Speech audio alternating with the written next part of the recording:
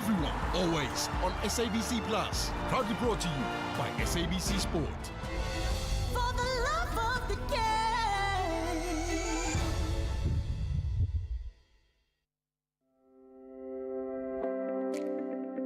This October month, SFM shines a light on mental health awareness. This month, we bring you conversations that break the stigma, encourage care, and provide strategies to protect your mental well-being.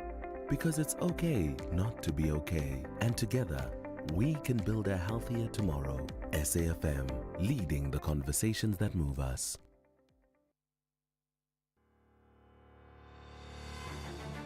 The 23rd Nelson Mandela Annual Lecture is almost here. This year's lecture will be delivered by UN Special Rapporteur on the occupied Palestinian territories, Francesca Albanese, a leading human rights expert who spent years championing justice and international law. Under the theme, Enhancing Global Peace and Cooperation, this promises to be a historic moment. Catch it live on SAFM on Saturday, 25 October 2025 from 3 p.m.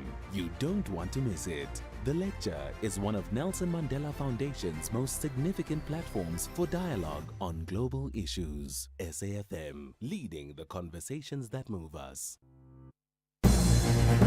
Update at noon with Sakina Kamwendo, midday to 1 p.m. Now, Police Commissioner Fani Masimula says that officers are working tirelessly to track down the 4 teenage suspects behind the deadly Westbury mass shooting. Masimula says that the 2 deceased victims, aged 17 and 18, have been identified, while the 5 others remain in hospital. Masimula spoke to reporters today while visiting Westbury, where that mass shooting took place yesterday. And he says that police are clamping down on gang activity, drug dens and illegal firearms. And this, of course, is what is fueling the violence in Westbury. Our reporter Puseletso Mokoena is there. Puseletso, good afternoon. So just speak to us about the latest developments there, and also, are there any fresh leads regarding the 4 teenage suspects that Commissioner Masimula spoke about? Okay, good afternoon, Sakina, and the day listeners of SAFM. Well, okay, what we understand from the police today when General Fani Masimula was briefing the media just outside the Sophia Town police station, he says there are no arrests so far that have been made, but they know who they are looking for. They know the perpetrators of this deadly incident. They know where they live. They have their video footage, and what we understand is that they are nowhere to be found right now, but the police have conducted a manhunt, and they've also deployed the anti-gang unit in the area just to ensure that they bring the perpetrators into book. But for now, there are no arrests, but the investigations are ongoing. And then the deceased, the 17 and 18-year-old, has there been anything said by their families, Puseletso? Not really, Sakina, but speaking of families, we spoke to the grandmother of the two of the 5 that are currently in hospital. We just spoke to the grandmother of the 2 of the 5. Obviously, she is struggling to come to terms with what happened, because you remember that the incident happened at her home while she was away, just outside to go to the shops. And then when she came back, she just found blood and just the grandsons and their friends just laying down with a lot of blood. So she said that she is struggling to come to terms with the incident, and already and obviously said that the incidents of this nature are very frequent in the area of Westbury, and they're also scared for their lives. And just a quick one with regard to the firearms. General Masimula has mentioned the firearms in the hands of children as young as 13, but we know one of those who was shot was actually 12 years old, according to that grandmother. So what does he say? Do the police have any sense of where these firearms are coming from? That is what he mentioned when he was briefing the media, that some of the investigations that they are doing include ensuring that they find out where are these firearms coming from. But he also mentioned that they are aware that there is a syndicate, an older gang members that are using these children as runners to evade justice. But of course, they said that they are looking for these handlers to ensure that they just bring them to book, and as to why are they trying to destroy the future of these young children. But we also heard the Gauteng Premier Panyazam Sufi saying that this incident has highlighted the need to, to tackle the availability of unlicensed firearms, or the easy accessibility of unlicensed firearms, especially in the area of Westbury. We'll leave it there, Pusiletso Mokoena. Thank you so much. But of course, we all know, we remember the Prinsloo guns and the subsequent havoc that has wreaked on the Cape Flats and beyond. And that speaks again to what we are listening to at the moment at the ad hoc committee, at the Madanga Commission. It forms part of all of this mess that we find ourselves into. But we'll leave it there. Thank you so much for being with us this afternoon. It is just after 1 and time for the latest news.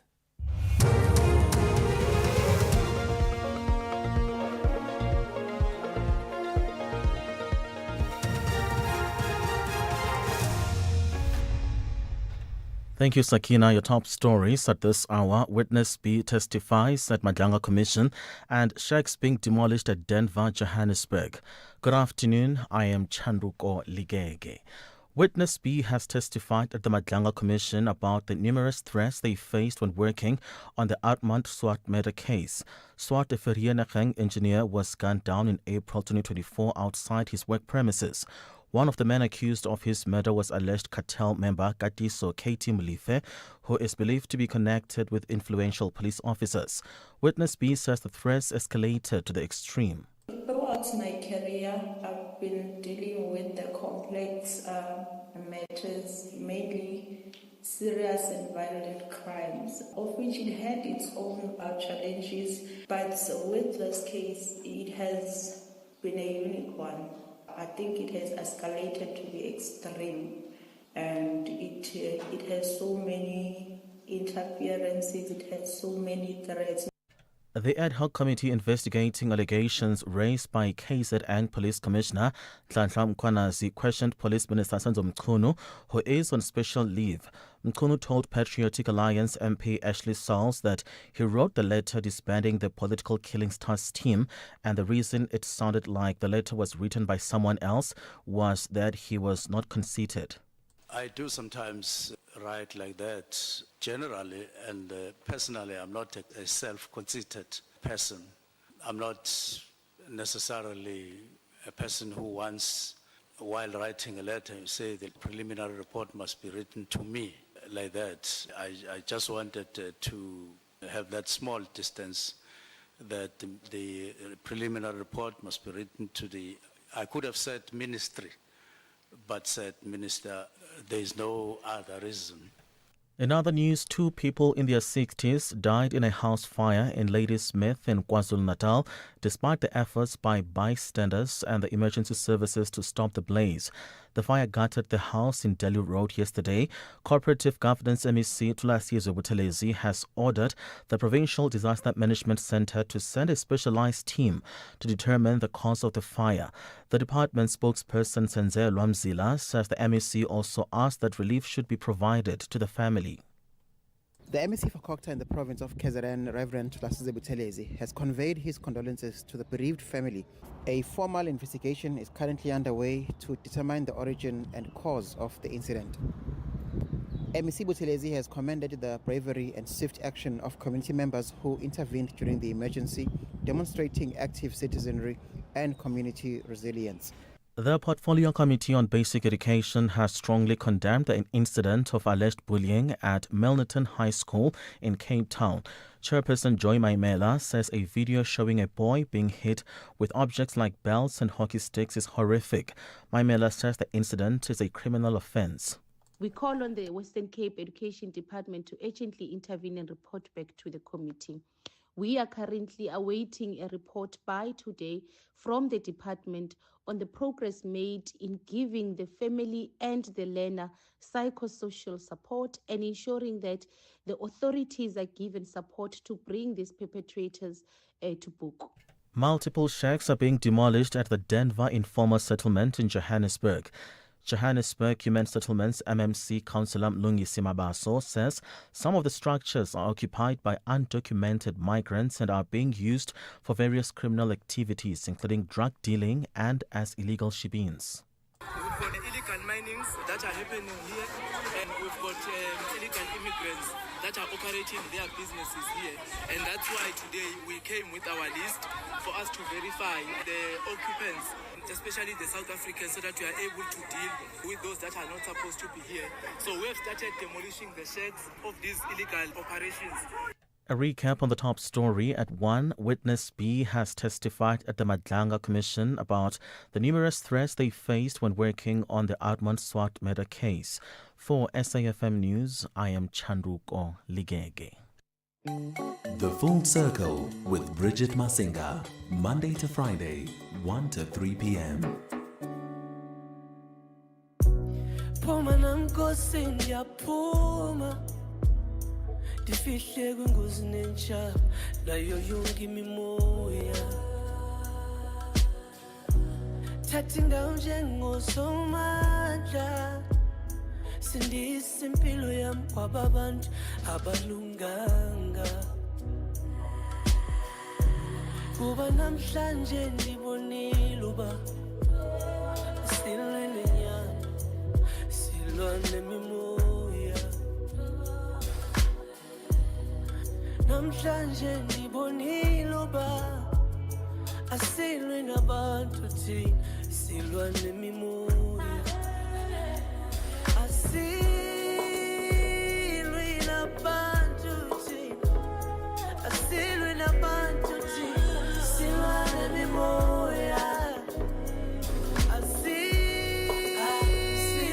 nabantu thina asilwe nabantu thina silwa nemimoya silwa nemimoya silwa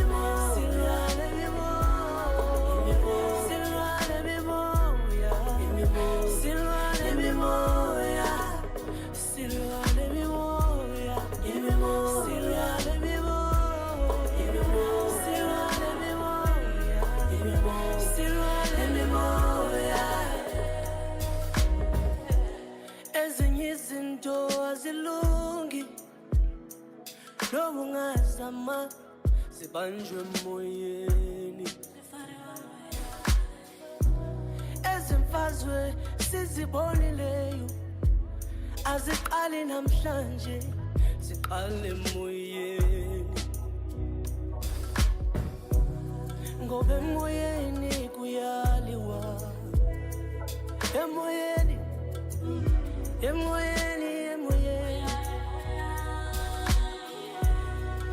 emoyeni emoyeni emoyeni emoyeni emoyeni kuyaliwa asilwi nabantu asilwi nabantu silwa nemimoya asilwi nabantu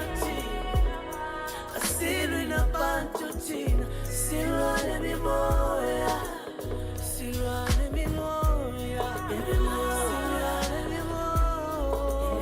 silwa nemimoya silwa nemimoya silwa nemimoya silwa nemimoya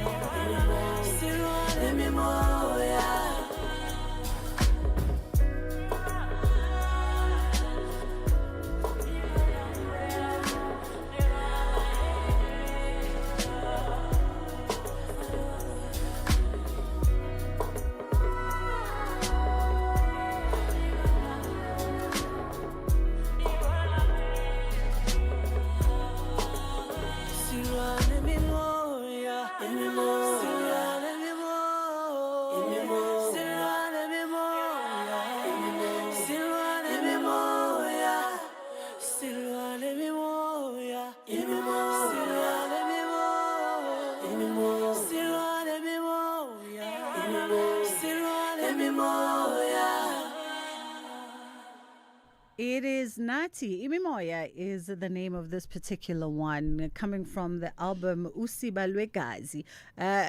Here's the gag. I asked my very close speaking producer, what does Usiba Lwegazi translate into? Ay, Nkosi yami, mntana wase Gauteng. I get sure. So she said, I must ask you guys, what does it translate into exactly? Uti is something to do with royalty. Nami. That is how we open the show this afternoon. It is the Full Circle with myself, Bridget Masinga. We've got a short hour with you, but we'll make it a jam-packed hour as much as we can possibly pack into it. We shall. It's just gone 10 past 1 o'clock. Let's take a quick pause. We'll be right back.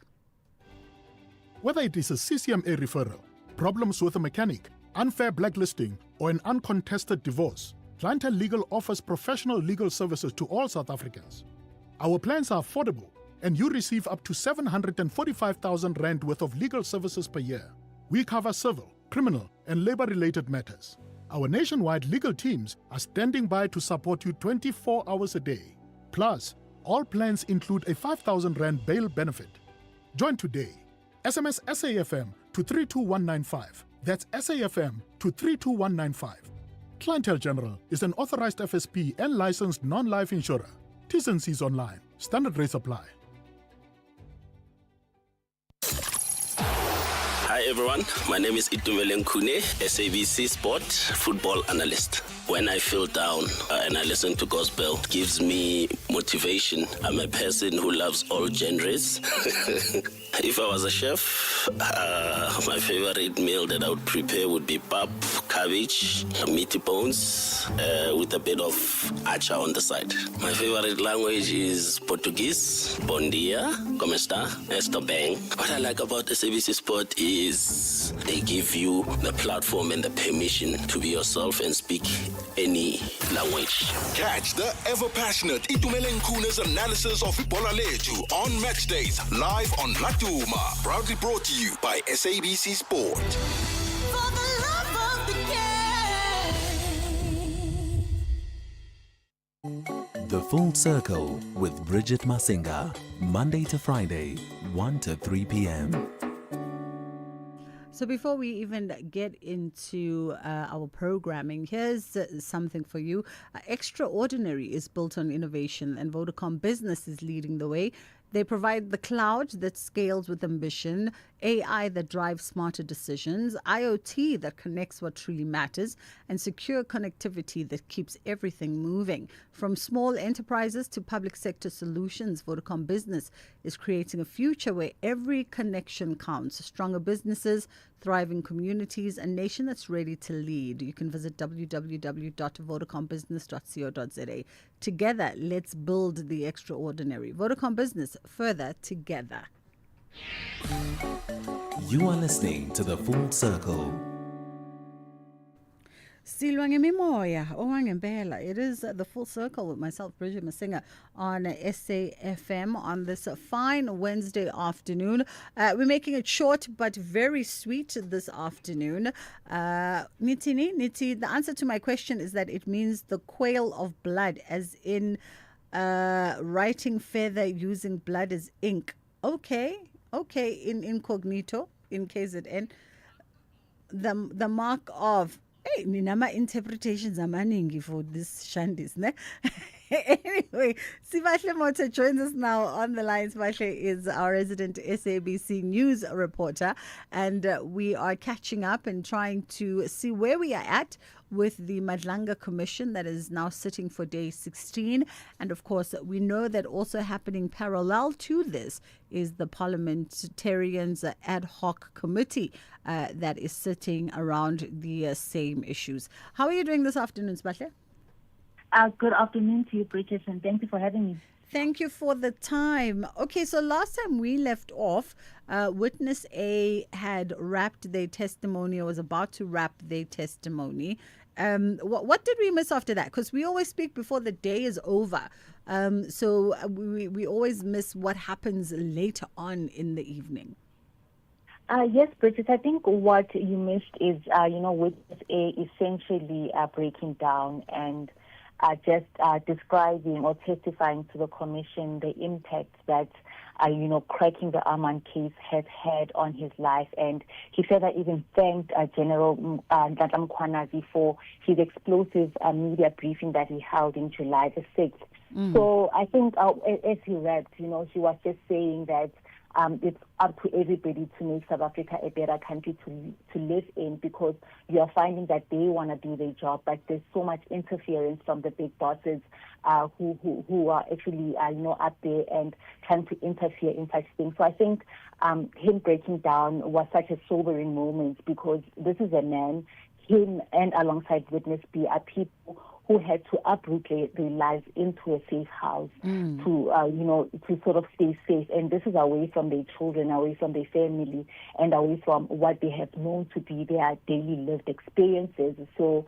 now they no longer make their own choices, but they have to consider the choice of a bigger group because they're under 24-hour protection. So I think that was very touching, and it sort of demonstrates that it's actually the people on the ground who seem to be bearing the brunt of this, political interference as well as infiltration within the law enforcement agencies. One thing I'm definitely picking up, Sibahle, because as much as we're keeping a keen eye on the factual matters that are being discussed at the Madlanga Commission and that ad hoc committee, we also at the same time keeping our ears to the ground on social media to gauge South Africa's reactions.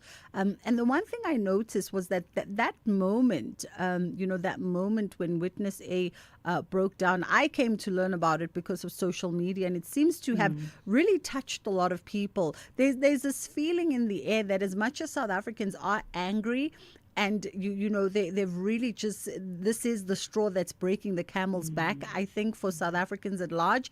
But at the same time, there's also a sense of empathy for the witnesses like Witness A who've come forward, and the many other whistleblowers who've lost their lives, trying to do the right thing. There's this sort of emotional charge that's in the air right now with South Africans, where they really are feeling the pain and the sacrifice of these individuals, these brave individuals, but still saying, listen, we're rallying behind you. Do what you got to do. We've got you.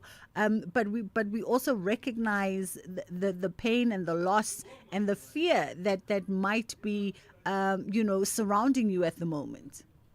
No, definitely. And I mean, also remember the SATS, as well as the policing service, doesn't really have the greatest public image, but I think also listening to Witnesses A's testimony makes one realize that there are hardworking cops who want to do the job and who are committed to fighting crime.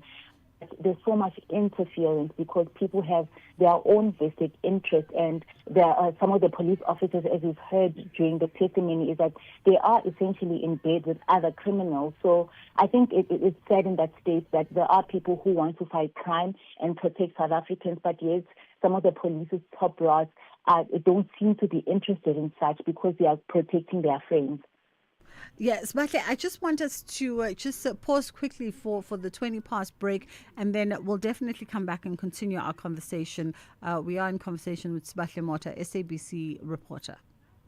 You could spend 10 minutes waiting for the microwave to beep, or get a 10-minute quote from Outsurance that could save you thousands on your car insurance. SMS out to 30754. Like 55-year-old Stefan, who now only pays an unbelievably low 611 Rand a month for his 2024 Suzuki Jimny. With Outsurance, you can drive with confidence. With up to a whopping 5 million Rand third-party liability cover that covers damage to the other person's vehicle in an accident, you can rest assured. SMS out to 30754.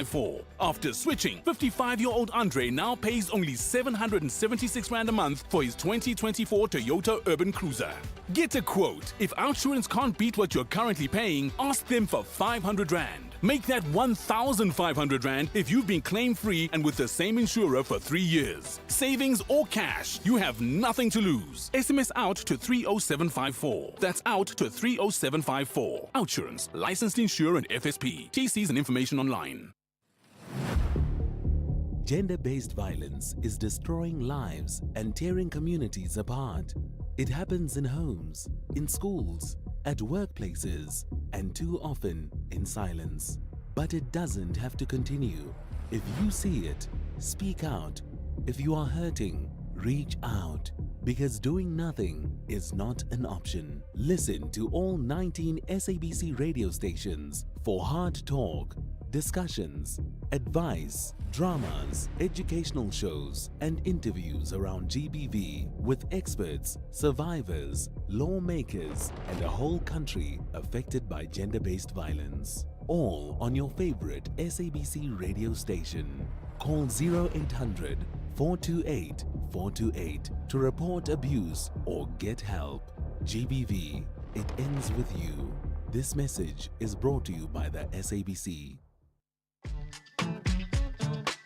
Bridget Masinga, weekdays on The Full Circle. So, as we run through some of the highlights of what transpired at the Madlanga Commission during yesterday's testimony with Witness A, ahead of what's happening right now with Witness B, and we're going to get into that. We also heard mention, Sbahle, of a Sandton businessman with mining interests in the Northwest, who apparently has close ties or had close ties with General Shadrack Sibiya. And somehow, somewhere, the two of them are then linked to Julius Malema. What do we know about that? So essentially what we understand, it was just, a conversation between Witness A and I think General Richard Ashibiri, where he was just like name dropping when Agadiso Katie Molefe was arrested, and he made mention of the fact that, there's a certain Zimumalo is close friends with Shadrack Sibiya, who's also close friends with Julius Malema. So judging from, that conversation, I could get nothing from it that links the EFF leader to any of this. I think the only possibility here is that they're possibly in the same circle, but there was really nothing untoward about him mentioning, and he didn't even go into details as to what's the relevance of him making those links, Zingumalo, General Shadrack Sibiya, as well as Julius Malema. So apparently Julius has responded saying that he's not friends with Shadrack Sibiya. So I think that sort of like puts that issue to bed, especially because Witness A did not go into details regarding that. Yeah, in fact, in true typical Juju style, he had quite the tongue-in-cheek response on his Twitter yesterday, I think. I'm just trying to find that tweet with a meme of himself. You gotta love someone who memes himself in his own tweets. And he says, Buloy, you won't find me in the wrong places. I won't continue to say what other explicits he used in that tweet. But it's no secret that anybody who follows the social scenes in Johannesburg, it's also no secret that Zengumalo and Julius Malema know each other. I mean, Julius even attended Zay and Miss South Africa Tamron Green's wedding in Cape Town a few years ago. So that's no secret that those two gentlemen have a friendship of sort. And we wait and see what else might transpire. And then today we get into Witness B, who I left also testifying from this morning. What do we know thus far? What basically Witness B is doing here is possibly corroborating the evidence of Witness A, and also possibly even filling in some of the missing blanks, to corroborate Witness A's statement. And I think what she has done very well is the fact that she takes us through the history of why Armand Swart, the Enegem engineer, was gunned down. And she says it was a case of mistaken identity, because this is not the person that they were looking for, but they were looking for this whistleblower who had actually exposed the company linked to Gatiso Molefe and his nephew. This FK group was inflating prices to Transnet, and QTech Group, which Armand Swart was working for, were the ones who actually flagged this, inflated prices, saying the springs that they sell don't cost more than 4 rands, but you are finding that this Molefe-linked group is inflating them to 151 rands, selling them to Transnet. So I think she does that very well, and she also corroborates the evidence by witness A about the sort of intimidation that they have been subjected to. Even at one point when the 3 suspects who were initially arrested for Swart's murder, when they were in court, there was a woman who was very boastful, who came and stood next to her and said, Katie is going to make this case disappear, sort of like intimidating them and being very boastful. And so this was some of the things that they have been subjected to. And I think what she clearly does is corroborate, the difficulty that she and witness A have encountered working on this Armand Swart case. In fact, she mentioned this morning as well that I think straight off the gate in the first 10 minutes of her testimony, she mentioned how she'd never before experienced a case that had so much interest from all spheres. No, precisely. And I mean, this has been, ventilated in the commission, Bridget, especially interest within the police service, where you're finding that this general, who's a senior, General Richard Shibili, is asking for this intimate knowledge about this Armand Swart case, as well as him even instilling some fear in them, saying that, these people we have arrested are dangerous people and are connected to very dangerous people as well. So even them being enticed by money, with these 3 brown envelopes that are floating. So I think, a lot of the interest, in as much as she says it's come from the public, but I think a lot of the interest that we are seeing is interest that has come from the policing service, as well as proving the fact that, these criminal networks or syndicates had actually infiltrated the policing service. Absolutely. So we have another witness that's coming up, right?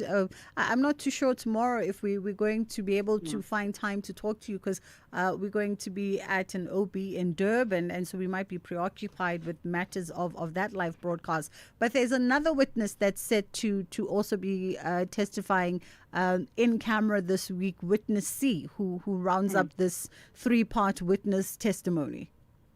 Yes, definitely. So we are expecting a witness here to definitely testify this week, and we can expect them as well to sort of corroborate, the evidence that has been presented to us by witness A and witness B this week. And of course, I would be amiss to let you go without just getting a quick update with that ad hoc committee.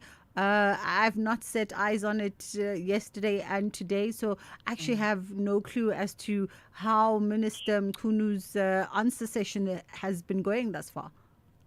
Yes, so what I did manage to get a hold of was also yesterday, and, him being in the hot seat and being asked if he knows Vusi Matlala and if he knows Brown Mokhoti. And what I can see, is him evading these questions and going left and right, and MPs asking him these questions. So I still believe that he's definitely having such a hard time, Bridget, in answering and fielding those questions, because at the core of the issue with him is the disbandment of the PKPT and his inability to explain why he was in such a rush. Even people alluding to the fact that, the disbanding of the PKPT was not his decision, but it was a decision that was influenced by a certain Mary DeHaas. So I think what I will definitely do is try and get those snippets for you later today, and then we can speak extensively when we talk next time. Fabulous. Sbahle, thank you so much for the time. That was Sbahle Mota, SABC news reporter, and she's always just giving us the roundup and the highlights of everything that's happening at the Majanga Commission, and of course that ad hoc committee out in Cape Town. It is 1:30. It's time for us to catch up with Shanduku and see what's happening in the headline news. Thank you, Bridget. Police Minister, who is on special leave, Senzo Mchunu, has given reasons why he believed that the political killings task team was no longer needed. Witness B has testified at the Madlanga Commission about the numerous threats they faced when working on the Armand Swart murder case, and multiple shacks are being demolished at the Denver informal settlement in Johannesburg. I'll be back at 2 with more. Bridget Masinga on SAFM. Amidst all of this, we even just forgetting that matrics are going into their matric exams. And we wish you all the very best of luck, and hopefully you're well prepared for everything that lays ahead, and you're able to just focus and quieten the noise so you do what you got to do. I'm also seeing that the Eastern Cape Liquor Board is launching a anti-pens down campaign. You know, there is that very big social problem around pens down parties, especially in regions like the Eastern Cape, where alcohol consumption by underage children seems to be really, really not in control is what I was looking for. The words were not coming. Is really not in control. So maybe at some point we'll have a conversation around that. Let us get into our next conversation now. We're looking at the high rate of police suicide. It is Mental Health Month. And we're talking all things mental health crises, especially around South Africa's first responders. One member of the South African Police Services dies by suicide every week on average. That's one member every week on average dying by suicide. That is crazy to think about. We've got Dr. Wisani Makomesane joining us now, a specialist psychiatrist and member of the South African Society of Psychiatrists. How are you doing this afternoon, Dr. Wisani? I'm great, Bridget. How are you? I'm good, thank you. I mean, that's a staggering statistic. The fact that one, member of the South African Police Services dies by suicide every single week on average. It says a lot about the mental toll that South Africa's men and women in uniform are clearly dealing with.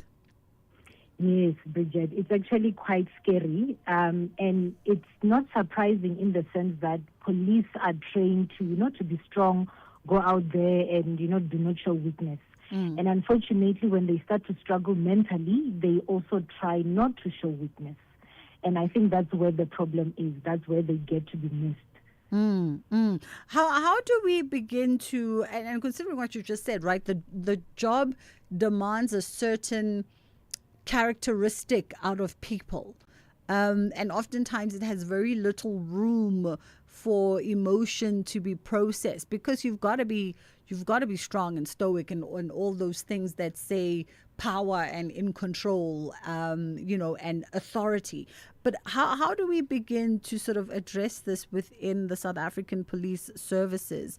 Where does this conversation start around good mental health? I think we have to say we are all just flesh and blood, whether someone is a police officer, someone is an EMS personnel, a nurse, a doctor, a radio presenter, we are all just flesh and blood. Now, the difference with police is that with them, for you, Bridget, when you get to work, maybe the first 5 minutes you'll be a bit anxious, but then you settle in and you do your job.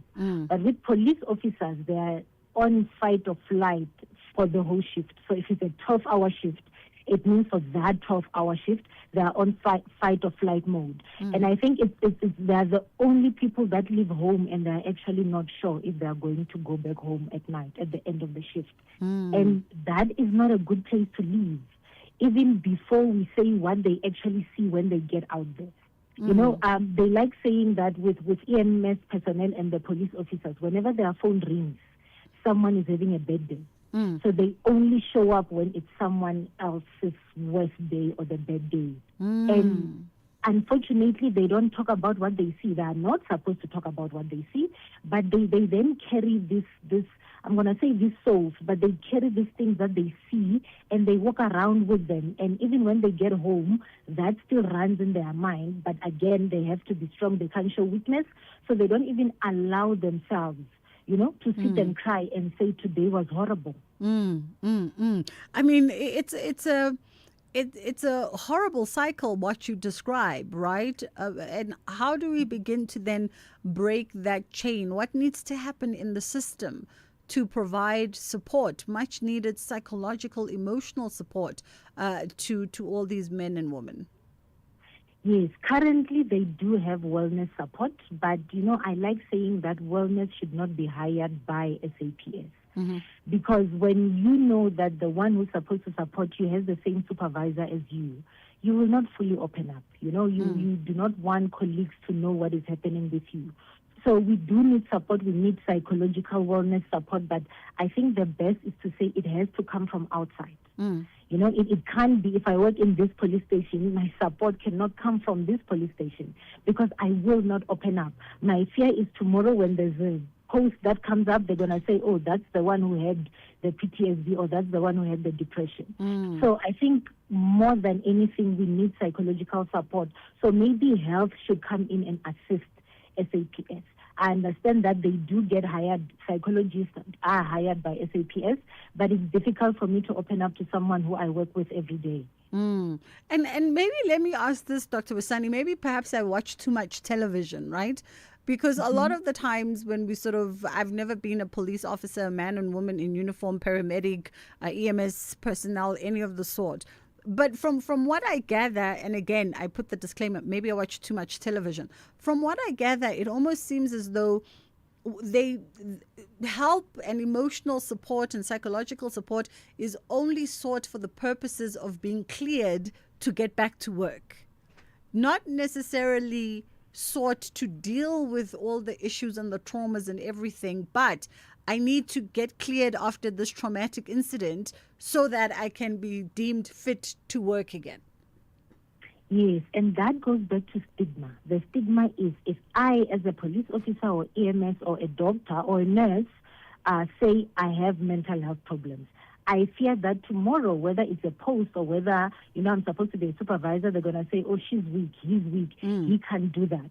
So they learn what to say to be cleared. So it's not that they are okay, but when I ask, are you sleeping? When I say, oh yes, I get to bed at 9, within 10 minutes I'm out and then I wake up at 6 fresh. They already know the answers because again, they cannot be weak. So like I say, the support is there, but the stigma of mental health in first responders prevents them from fully opening up and saying, I can't sleep. I get home and I can't switch off the gun sound. I can't switch off the beeping sound of ICU, and so I can't sleep. Some would even go as far as avoiding to sleep because when they sleep, the nightmares come. Now, tell me this: as the South African Society of Psychiatrists, I mean, you guys warn that this chronic exposure to trauma, coupled with these limited resources, actually doesn't just only put the lives of the first responders at risks, but also put the lives of those that they are responding to. You and I, who are they meant to be helping and protecting, also we get jeopardized. Yes, and that is important because for first responders, a few seconds make a difference between life and death for someone. Knowing when to react and how to react. And what they say is that when they have PTSD or depression, they're going to tell themselves, I'm going to be myself, I'm going to, I'm like a motor, I'll just switch the plug on and I'll work. But eventually it gets to a point where someone might freeze, and the little freeze might be life or death. If it's a police officer, that's when they might get shot, right?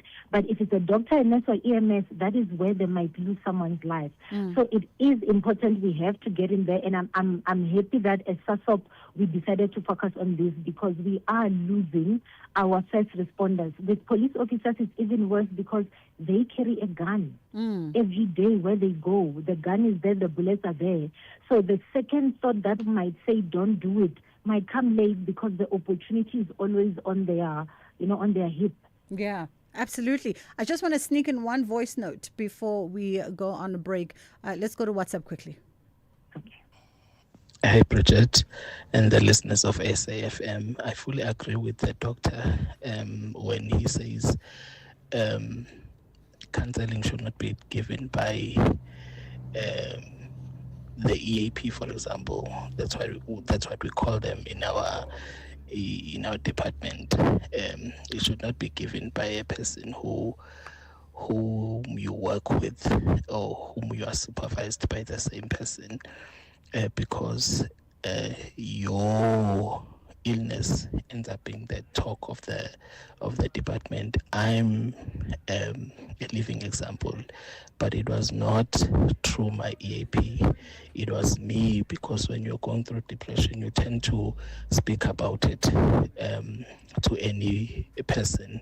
Then I spoke to the colleague, and then it was spread around. So it's anonymous, yeah. Dr. Wisani, we literally have less than a minute. How do we better support our colleagues who are in the service? I think colleagues have to seek help, go to that psychologist, go to the psychiatrist, go to your GP and say, I am not well. And we come in and help. But we have to save them so they can save, the rest of South Africa. Dr. Wisani Makumisane, thank you so much for the time. And the doc there is a specialist psychiatrist and member of the South African Society of Psychiatrists. So remember to be kind to your men and women in uniform and in service, because you just never know what people are dealing with on a day-to-day basis. And some jobs demand way more from folks on an emotional and psychological perspective than other jobs do. It's just gone 20 to 2 o'clock. We're going to hit a quick pause for the break, and then we come back and we get into our kids programming with Kids Corner. Don't miss your chance to shape the future. The Limpopo Investment Conference 2025. Limpopo Rising, Africa's new investment frontier. Your gateway to unparalleled opportunities. From October 30 and 31st in Polokwane. Seize the groundbreaking prospects in mining, agriculture, tourism, and green energy. Connect with global visionaries and investors driving Africa's economic boom. Limpopo's wealth is waiting. Be part of the rise. Join the conversation on lic.lcxonline.co.za. Invest in Limpopo. Invest in success. Channel your inner feel good on Expresso this October, from big global moments like the G20 summit to how it all plays out right here at home. We are keeping it real this Mental Health Awareness Month with conversations that lift and inspire. And of course, all the good stuff that you love, delicious food, fashion trends, and everything in between. Wake up with the Feel Good Breakfast Show, Expresso, weekdays 6 to 9 a.m. on S3. Introducing South Africa's most affordable way to get hearing aids. At Specsavers Audiology, you can now get a pair of hearing aids from as little as 599 Rand per month. Hearing clearly shouldn't be a luxury. Enjoy life's moments from 599 Rand per month. Test your hearing today and join the conversation with Specsavers Audiology. T's and C's apply. This is Lungi on any other regular day. This economy makes me post once a day. Who does that? Like, ew. Now this is Lungi getting extra with the 20 gig summer deal for just 99 Rand. I have so many gigs. I could even have a gig, guys. I'm going live every single day to me because get friends. Extra your summer. Get 20 gigs plus 2 months free YouTube Premium and 100 Vodabucks. Exclusively on the Vodapay app. T's and C's apply. Further together. Vodacom. Whether it is a CCMA referral, problems with a mechanic, unfair blacklisting, or an uncontested divorce, Clientele Legal offers professional legal services to all South Africans. Our plans are affordable, and you receive up to 745,000 Rand worth of legal services per year. We cover civil, criminal, and labor-related matters. Our nationwide legal teams are standing by to support you 24 hours a day. Plus, all plans include a 5,000 Rand bail benefit. Join today. SMS SAFM to 32195. That's SAFM to 32195. Clientele General is an authorized FSP and licensed non-life insurer. T's and C's online. Standard rates apply. It's jam-packed with pressure on the Tastemaster Junior this Tuesday evening at 7:30 on SABC2 in the first elimination challenge as the contestants learn how to make their own jams and preserves from scratch. Who will spread the love and who will get themselves in a sticky situation? That's the Tastemaster Junior, Tuesday evenings at 7:30, repeat Wednesdays at 1 and Sundays at 4 p.m. only on SABC2.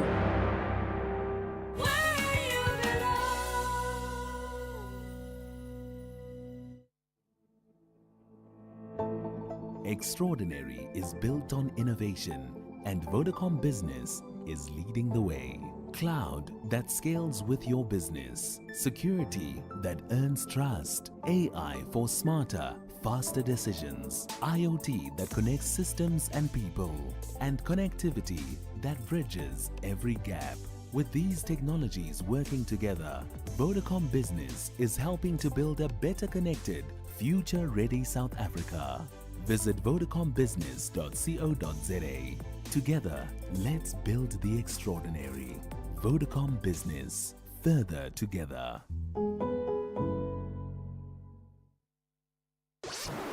This program is brought to you by SABC Education, enriching minds, enriching lives.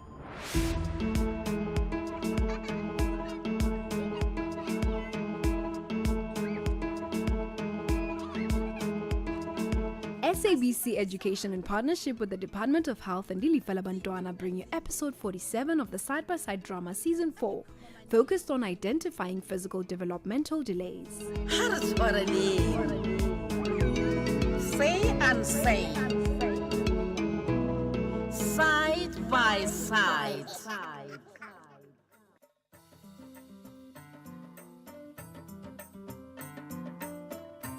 Singama Africa Kenya you Tina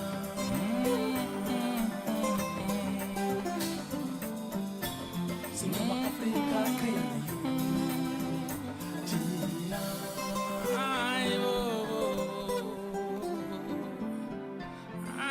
Africa Kenya you Tina. Well done.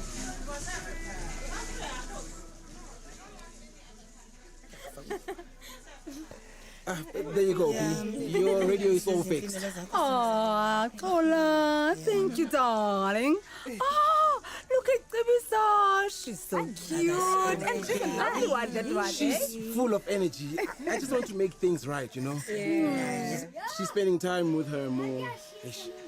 Oh, baby. Oh, babies need to move and play. That's their way of developing those little muscles. Exactly. Indeed, when Tebisa can sit well, place a toy just out of reach, make her work for it just a bit, hey? So I should just let her play, that's it? Not just that, Kola. Keep switching it up, Phela Kaloku. When she masters one game, introduce another. But keep it fun, you know? Never too hard. Sure. And it's not all about muscles, right? Yeah. Gross motor skills are key. Exactly, Lupumzo. And make sure she doesn't sit for too long. It's not good for her body or her brain. So what should I do then? Kola, make obstacle courses for her to crawl through, even in your living room. Get her climbing over cushions, crawling through tunnels. And water plays lovely. A little paddling in the pool backyard. You know what I'm saying? Always under your eye, though, eh? But then how do I know that she's on track with her development then? Oh, Kola. Developmental milestones, my boy. They're like a map. But remember, every child follows their own compass. Oh, right. So I shouldn't worry if she's a bit behind. No. Exactly. Each kid is their own person. Some sprint, some stroll, but they all get there one day. Noted. It's like us, Tola. Yes. We're all heading to different places, but we're doing it together. Right, Lipums. Together. I can do that.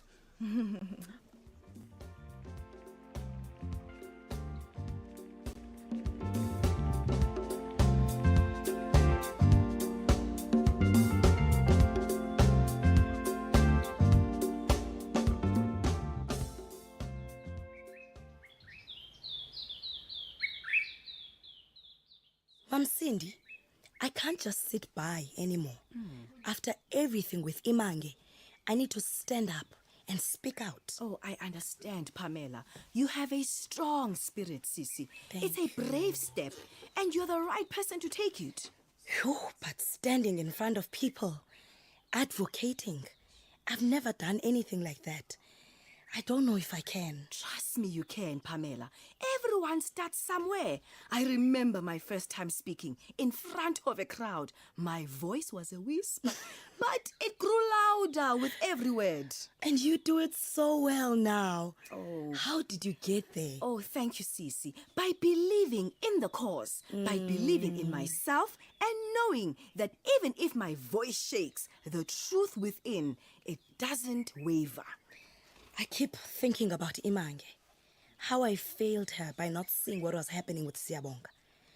I can't let other girls suffer that way. Sissy, don't be hard on yourself. You didn't fail her, Pamela. You're here now, fighting.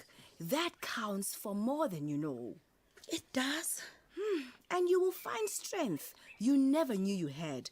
And when it's about protecting your own children, that strength becomes unshakable. Mama, look at Mandla, isn't he cute?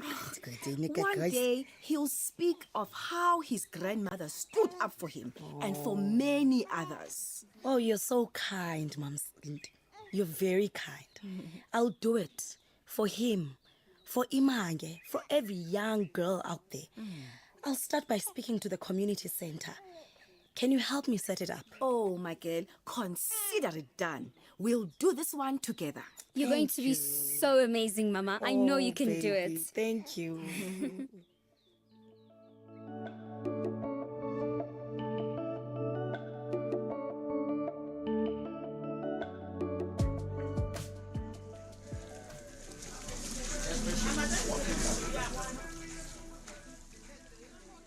It's tough, hey?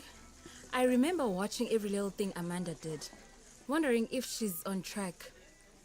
You know, most parents catch the big milestones, but it's the small skills that can slip by unnoticed. Like drawing a circle or brushing their teeth without help, right? Yes, exactly. And what about talking? I was always second-guessing if her babbling was enough. Between you ladies, you have a wealth of knowledge and experience. I can sit here the whole day. Yes, we do. And maybe, just maybe, you should have your hair done here. Ne? From now on, I'm just saying. Since you're here. But what if there's a real issue with Ebisa? How do I bring it up to the doctor, though? Well, write everything down, Ola. Every little thing that worries you, just write it down. Whether it's the way they walk or the way they talk. And don't forget, if they go backwards on milestones, that's a red flag. Exactly. Early detection is the key. The sooner you speak up, the better the chances for your little one. Yes. Right, Joyce. Anele! Wow. You early. My hair isn't even done yet.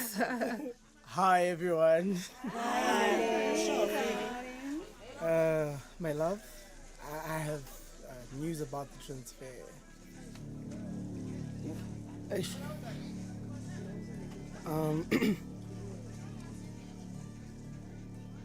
I didn't get the junior accountant transfer. It's okay. It's okay. It's okay, my love. We'll manage. Well, we always do. We mustn't allow this to dampen our spirits. What's important is that we are healthy and we still get to spend some time together, right? But I didn't finish. What do you mean? I didn't get the junior accountant transfer because I got transferred back home as a senior accountant. For real? Oh, man! My old job! Level and salary! Oh, yes! Yes, my love! Wow! This is the best news ever, my love! I'm so happy for you! Come here! Yes, my love! Yes.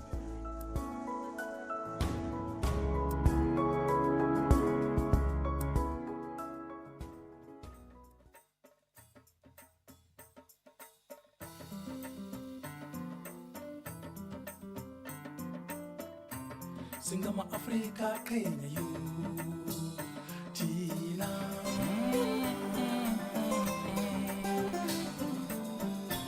Singama Africa Kenya you Tina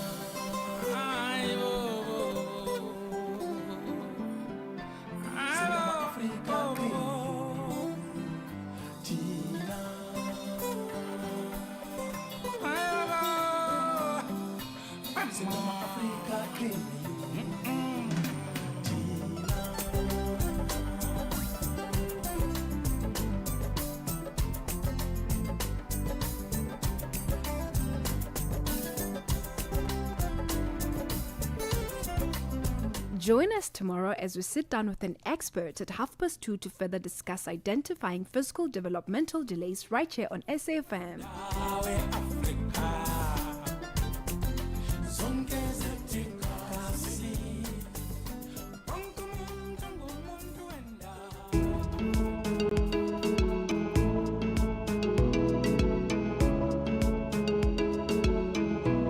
Side by side. This program was brought to you by SABC Education. Enriching minds, enriching lives. The Full Circle with Bridget Masinga. Monday to Friday, 1 to 3 p.m. Alrighty, so the Minister of Basic Education outlined the country's readiness to deliver a smooth and secure exam season. We know matrics are currently in session, writing their final exams. They began, when was it? Beginning of this week, if I'm not mistaken, and they're writing until the end of November. So we thought quickly, in our last 3 minutes, we catch up with Dr. Mashudu Mbidza, who's the author of Creating Principled and Successful Learners. Doc, pardon me, just a quick one. What are the strategies that parents can use to help students help their children survive exam season? Hi, Bridget. The main thing for parents is to be a present parent, understand your child. Most of the time we make mistakes as parents to say, she's my child, is my child, so what? Only to find that you don't really know your child. You need to know and understand them. The fact that you're a parent does not mean that you know them. Yeah. But the main thing currently is to manage their social media, their time on social media, which is the most risk that parents face or children face. You'll find, for instance, that from grade 5 going up to university level, they use ChatGPT or social media to Google answers. Yeah. Now you've got a knowledge gap between what you write and submit to pass, only to find that you don't read in order to understand, in order to answer the questions thereof, meaning there's a knowledge gap. Whereby when you come to a closed exam, you don't know what to write about, or you don't know what you're going to use to write because you don't know anything. Yeah. But the main thing that parents need to do is to sit down with their kids. The other issue you'll find to say, the child will say, I don't like so-and-so, the teacher so-and-so, ngizomlaya or ngitomulaya, ngizomlaya, I'll punish the teacher by failing the test. So it's the attitude versus what you have to write to say, I don't like the teacher, therefore I need to punish the teacher by failing the exam. Yeah. Only to find that you are taking yourself there. So that, and you'll find that the child at that time, because they've got a Dr. Mashudu, let me sneak in another question here. Sorry, we're just chasing that ad hoc and it's coming back literally in 2 minutes. Yes. In as far as the atmosphere in the classrooms, we know classrooms and home, it begins to shift now. Lots of pressure at the moment, lots of anxiety as well.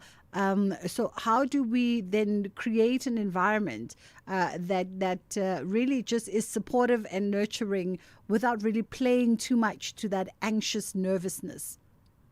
It starts at home, whereby the child or the learner has to have enough sleep.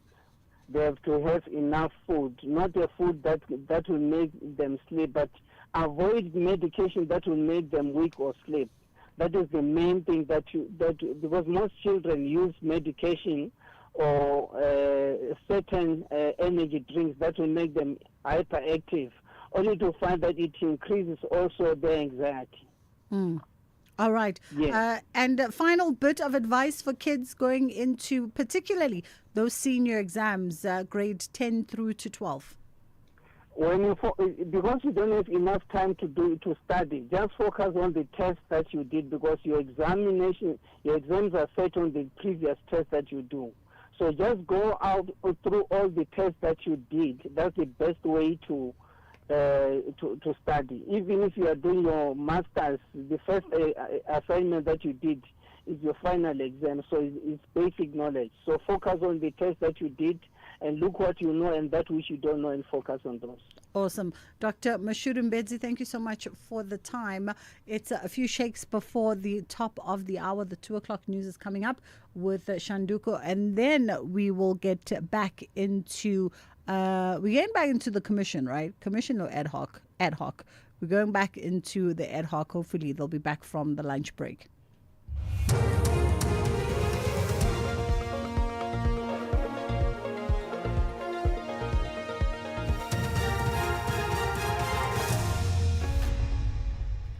Thank you, Bridget. Your top stories at this hour. Minister Sanzo Mchunu continues to testify and no arrest yet in Westbury shooting. Good afternoon.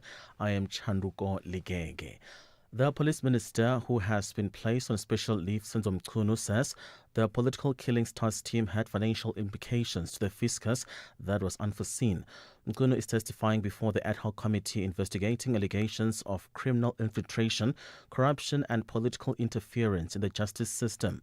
Mchunu was being questioned about the decision to disband the political killings task team. I would maintain the response that you would more and more see, as you do calculations and so on, that it actually was become, or it has become, quite a costly exercise, which is skewed if you look at your needs countrywide. National Police Commissioner General Fani Masemola says no arrests have been made so far in relation to the Westbury mass shooting incident. However, he says police know who they are looking for. 2 teenagers were shot and killed and 5 others injured after gunmen opened fire on the teenagers at a house in Westbury, Johannesburg, yesterday afternoon.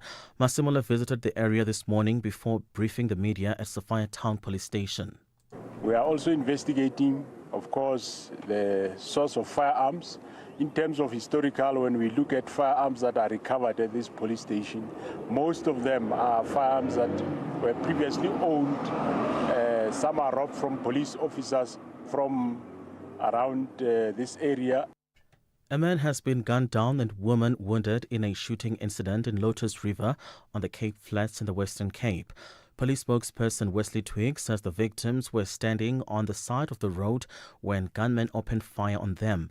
He says the police found both victims with multiple gunshot wounds. The 37-year-old victim was declared deceased on scene by medical personnel, while the female victim was taken to a medical facility for treatment. According to reports, the victims were standing outside when a red vehicle entered the road and the occupants opened fire on them before fleeing the scene. The motive for the attack forms part of the police investigation. Grassy Park detectives are investigating murder and attempted murder cases. The case against a 27-year-old foreign national arrested for the brutal murder of 6 community patrollers at Mary Me Informal Settlement in Soshanguve, north of Pretoria, has been postponed to December. The investigation officer asked that the case be remanded for further investigations and tracing of other suspects. The accused faces charges of murder, attempted murder, and contravention of the Immigration Act. At least 7 people have been killed, including 2 children, in Russian drone and missile strikes on Ukraine.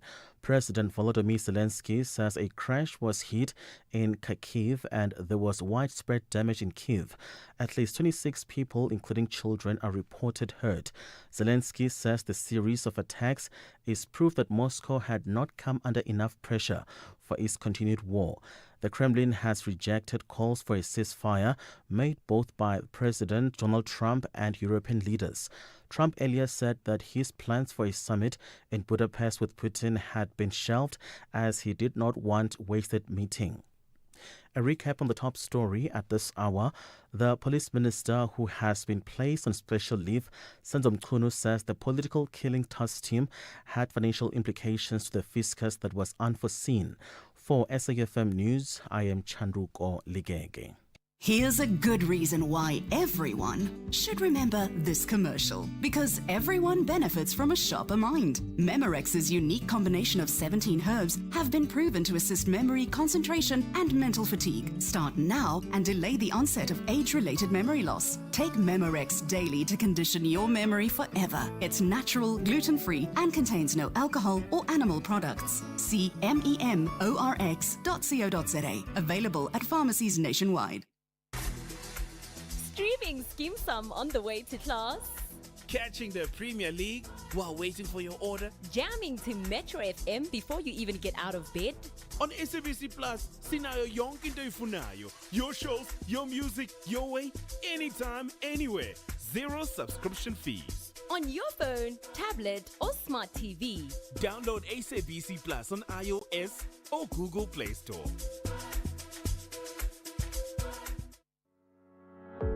Extraordinary doesn't just happen. It's built with every connection, every innovation, every leap forward. With Vodacom Business, you get cloud that grows with your vision, security you can trust, AI that drives smarter decisions, and IoT that connects what truly matters. Visit www.vodacombusiness.co.za. Together, let's build the extraordinary. Vodacom Business. Further together.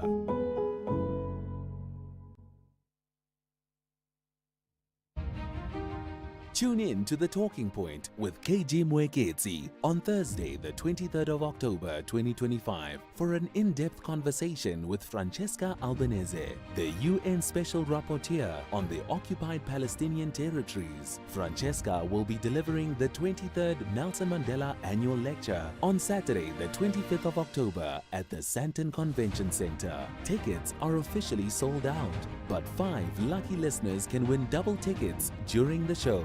Tune in for your chance to be part of an important dialogue on enhancing peace and global cooperation. SAFM, leading the conversations that move us. SAFM will be hosting its annual Breast Cancer Awareness Roundtable on the Full Circle with Bridget Masinga on Thursday, the 30th of October 2025 at the Indaba Hotel, Spa and Conference Center in Four Ways, Johannesburg. If you want to be part of the audience, email your name and surname to events@safm.co.za. SAFM, leading the conversations that move us. Clientele is here to safeguard you and your family with compassion because life happens. Be part of a family that truly cares. Our funeral dignity plans have helped South Africans bury their loved ones with dignity for more than 30 years. Let us help you create a meaningful tribute that honors your life and those of your loved ones. We pay out within 24 hours and you will get double accident cover with a clientele funeral plan. Our plans are affordable. Pick the option that suits your needs. Easy to apply, no medical examinations and no paperwork. SMS SAFM to 48031. That's 48031. Clientele Life is an authorized FSP and licensed life insurer. T's and C's online. Standard rates apply. Gordon Ramsay is back, and your favorite kitchen disasters are still somehow in business. New season, same confused chefs, terrifying walk-ins, and enough grease to fry your Wi-Fi. Watch as Gordon tries to fix the unfixable with nothing but sheer rage, British sarcasm, and an iron stomach. Kitchen Nightmares Season 8, Wednesdays at 6 p.m. on S3. Come for the food, stay for the emotional damage. I'm Reverend Musa Zondi, the MEC for Economic Development, Tourism and Environmental Affairs in KwaZulu-Natal. From the 22nd to the 24th of October 2025, we will be meeting with government leaders, economists, industrialists and investors at the KwaZulu-Natal Investment Conference to be held at the Inkosi Albert Luthuli ICC in Durban. This conference, organized by one of the department's public entities, Trade and Investment KwaZulu-Natal, will be officially opened by the Premier of KwaZulu-Natal, the Honorable Thamsanqa Ntuli, who will elaborate on unique investment opportunities in sectors such as manufacturing, the oceans economy, tourism and many others that make our province a preferred destination for investment and industrial growth. For more information about this conference, please visit www.tikzn.co.za or follow Trade and Investment KwaZulu-Natal on social media platforms. Clientele is here to safeguard you and your family with compassion because life happens. Be part of a family that truly cares. Our funeral dignity plans have helped South Africans bury their loved ones with dignity for more than 30 years. Let us help you create a meaningful tribute that honors your life and those of your loved ones. We pay out within 24 hours and you will get double accident cover with a clientele funeral plan. Our plans are affordable. Pick the option that suits your needs. Easy to apply, no medical examinations, and no paperwork. SMS SAFM to 48031. That's 48031. Clientele Life is an authorized FSP and licensed life insurer. T's and C's online. Standard rates apply.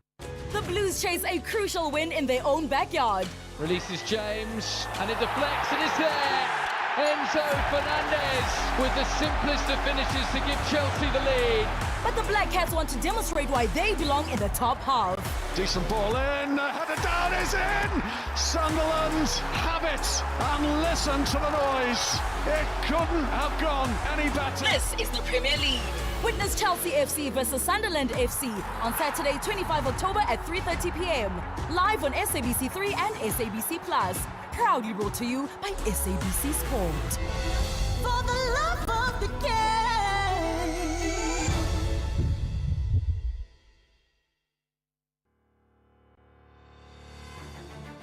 The 23rd Nelson Mandela Annual Lecture is almost here. This year's lecture will be delivered by UN Special Rapporteur on the occupied Palestinian territories, Francesca Albanese, a leading human rights expert who spent years championing justice and international law. Under the theme, Enhancing Global Peace and Cooperation, this promises to be a historic moment. Catch it live on SAFM on Saturday, 25 October 2025 from 3 p.m. You don't want to miss it. The lecture is one of Nelson Mandela Foundation's most significant platforms for dialogue on global issues. SAFM, leading the conversations that move us. SAFM will be hosting its annual Breast Cancer Awareness Roundtable on the Full Circle with Bridget Masinga on Thursday, the 30th of October 2025 at the Indaba Hotel, Spa and Conference Center in Four Ways, Johannesburg. If you want to be part of the audience, email your name and surname to events@safm.co.za. SAFM, leading the conversations that move us. SAFM 104 to 107 nationwide. A lot of you think you know Bible and you end up saying wrong things because you had those pastors who are feeding people petrol saying the same things, and you come here and repeat those things without having read the Bible. Thanks. Honorable Chief Whip. No, thanks, Chair. I'm aware the clock has stopped. Yeah. Honorable Sango, you must not be worried. No, thanks, Chair. I think the earlier intervention made by Honorable Malema is quite correct. Throughout our sessions, right from the inception, we have made references, and I will when I ask questions to the Minister later on. We have been making references to questions that were posed by either the Senior Counsel or any one of our members. So that practice is correct, and I don't think that we should change it. Where I think, on the second intervention, where I think we probably running a risk that colleagues did not understand the context within which Honorable Sangon was raising the issue. Over a period of time, on many occasions in this platform, the insinuation has been made that the classification of the Palapala report was at the instance or at the behest of the minister. References have been made, if you go to our records in this ad hoc committee, that the minister somehow had a hand on that issue. As a consequence of which, in one of our hearings, one of the witnesses was asked a direct question, I can't remember which of the generals, who has the authority to classify the report? And the answer was that the only person who can classify the report is the primal author of the report.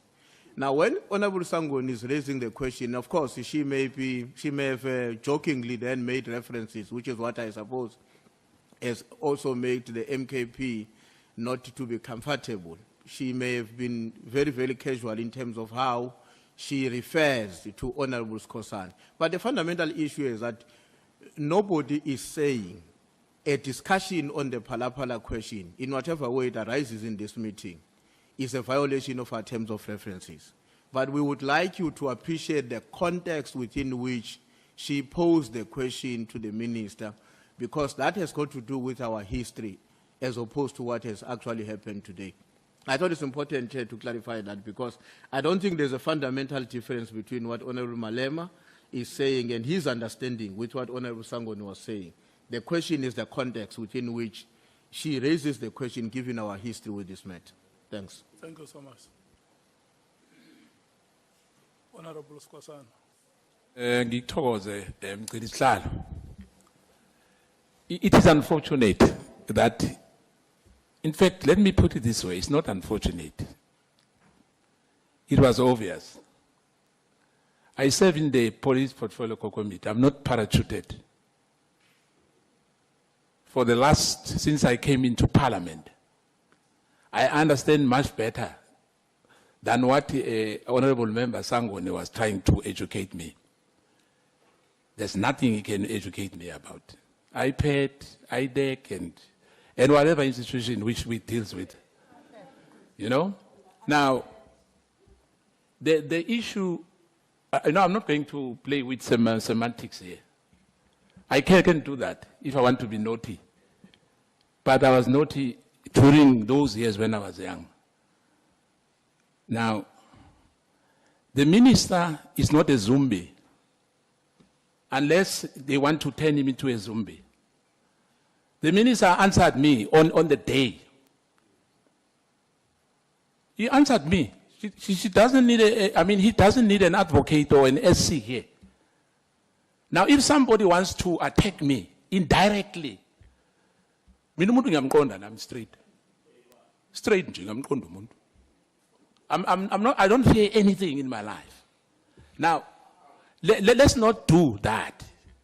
The decorum which my colleague was talking about, we want to maintain that. Now, if the honorable member is uncomfortable, I don't belong to the factions of the ANC. I don't belong to any factions. I know it's a very sensitive matter for the minister. And I feel pity for Honorable Sangweni, because we're still going to ask the minister here. And other members who are coming, employees of the ANC. And we are not here playing party politics. Let him present her own story here. Ask her own question. I'm not going to interfere. Even if he says iPad or iPad belongs to a Department of Justice, is fine. But I know, because I serve in that committee, I didn't remove anyone to come in here. No, it's fine. No one was removed. I'm here. I'm serving in that portfolio. I know the history. I know everything. I didn't come here to defend anybody or anyone. Thank you so much. Thank you. Honorable Skwasana. Honorable Nomvalo, you will be the last. Yeah, no, Chair. I just wanted to make this point that we still maintain our position. And we are saying this to seek your guidance. We're not inviting opinions and sentiments about how sensitive we are and so on. Here we seek your guidance as the chairperson of this meeting to say, don't allow a situation where some members choose to be sarcastic and tell us that they are educating us, as if they qualify to educate us. They don't qualify to educate us. It's us who qualify to educate them, not the other way around. So, Chair, we are seeking for your guidance. We're not seeking for anyone's guidance except yours as a chairperson of this meeting. We can't allow the name of the MK party to be rubbished here. If people have got a problem with the MK party, they must raise that elsewhere. It's not us who said people must lose elections. It's not the MK, it's not us who said people must get 1% in KZN and be voted only by their girlfriends, their candidates, and not receive any votes from anyone. So they must not come and express their anger here in the ad hoc committee, because we can do that as well. There is no mouth here which speaks a lot of nothing. If there's anything that does a lot of nothing, it's a nose that can't even control mafinyila. Not a mouth that speaks a lot of nothing. Everything that we have spoken here as the MK party is in line with the terms of reference. It's in line with the terms of reference. Chair, if anything, we will never be bullied here. If people have been thriving through bullying, they are not going to bully us. We're not going to allow that. We're talking to you. We have no interest of talking to anyone about the guidance that we request from you and the protection that we request from you. So can we be protected, Chair? Because we will be tempted to respond. Thank you so For as much. long as they provoke us, we will respond. Thank you so Fearlessly so. Honorable members, let me do this. Let me tell you, No, because Chair. I will give you a chance to speak. Let me No, say on a point of order, I just want to make one point very clear. point of order. On You see, the problem is when you deal with anti-intellectuals. No, but he is out of order. I'm also raising a point of order, Chair. I'm raising a point of order. On a point of order, Chairperson. On a point of order. I've engaged their On a point of order, Chair. long before Chair, they on a arrived point here. of order. On a point of order, When they were Chairperson. still looking after On a point cows of order, Chairperson. in the villages He of continues to Mzimkhulu. say nothing. He I was says a lot dealing of with their nothing. father here. He can't even Yeah. control Mafinyila. They can't do anything. He can't Small even boys. control Mafinyila. Control That's your- the only thing. control that your weight. We're going to speak, Chair, for as long Control as your weight. we're At not least going control to your be weight. bullied by Malema And here. buy- and buy We're the not right going size to be of bullied clothes. by you. We're not your boys. We're not your fans here, control your Malema. weight and We buy are the not right your size of fans clothes. here. Okay, You think what these boys were carrying bags for you? We're not your fans here. That is going We to are kill not you your in your fans. We sleep. are going to confront you. Honorable We will Malema. confront you. to kill We you will in your confront you. We will confront you. Honorable We are not your Malema, fans here. Honorable Nomvalo. We're not your fans here. Honorable members, We're going to confront him. May you please listen to me, honorable We're going to members. confront him. We're not his fans. I We're request. not these boys who are carrying bags for him. Honorable members, I request. Control your You are not going to Control bully your us. weight. You Control are your not weight. going to I bully request that us, you Malema. listen- We're not you going to be listen to bullied me. by you. We'll never be bullied by you. Honorable Nomvalo, you are the last person whose microphone is still on.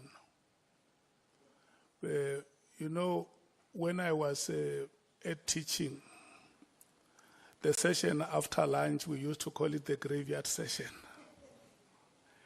And the experience now is the opposite of what I went through in my other life. This really cannot be the graveyard session. Let's do like this, honorable members. Number one, I want to tell you what belongs here and what does not belong here. Number one is that there is a statement which was made here that by the MKP. And the ruling that I make is that, yes, it is correct that honorable members can make reference to any statement that was made by a member during the proceedings. I don't think that Honorable Sangoni was wrong to have mentioned the name of Honorable Skosana, to say Honorable Skosana has asked a question about the classification of information by IPIT, answers which the minister a question to which the minister has responded. Number two, it is true that if honorable members want to probe or inquire about alleged corruption at Palapala, if there has been, they will not be wrong in terms of the scope of the terms of reference that we have adopted. Those are the two issues that belong here to this meeting. Yesterday, I spoke to Honorable Skosana and said to him that once the referee blows a whistle, it means the referee has seen a misconduct that is not allowed in the pitch. And once the player who has been fouled reacts or remonstrates with the referee, that player also acts in common purpose. So I may not want to be drawn into how you conduct yourselves, but I want to remind you this. All along, I have been emphasizing this point that when we are here, we are in service of the people of South Africa. And I want to make this appeal once again to all of you, that let us not make the people of South Africa to know our parts, which we are not. The way they know us, let it always be how they know us, and not introduce to them the other sides which they have never known about us. Because that is how we keep the decorum of this parliament, and that is how we also keep our individual personalities intact. I mean, it's very, very unfortunate, Honorable Malem and Honorable Nomvalo, that it had to come to the point that it did, and for sure, I think that you should also be regretting that there could have been a way to deal with the matters that you strongly feel about than to have dealt it the way you did. But look, you can't be crucified for that. You are human beings. Sometimes you may get very emotional, and at the end of the day, you learn from such moments in life. You are leaders coming from political parties recognized in this country. Mogolo o pelopedi. When you are a leader, you must always have two hearts. When the other heart is saturated, the other heart is it must become a second venue. Okay, the second heart must be able to help the other heart to restore your calm. So I hope that as leaders, you regret the moment that we are coming out of, and we because I can't prescribe, I can just say we may not experience this kind of behavior again. And let me assure you, sitting here as the chairperson, I respect you so much. And I love you so much. You must not doubt it. I love you, Honorable Nomvalo. I love you, Honorable Male. I appreciate you so much. And so, you know, sometimes I feel very bad about it. But look, we have to move forward and serve the people of this country. Honorable Sangwin, we will add 15 minutes more to your time. Yes, yeah, so. Thank you very much. So what it means is mutatis mutandis. So it will be you and the chief whip. It will no longer be 4 o'clock, it will be 4:15. Thank you so much.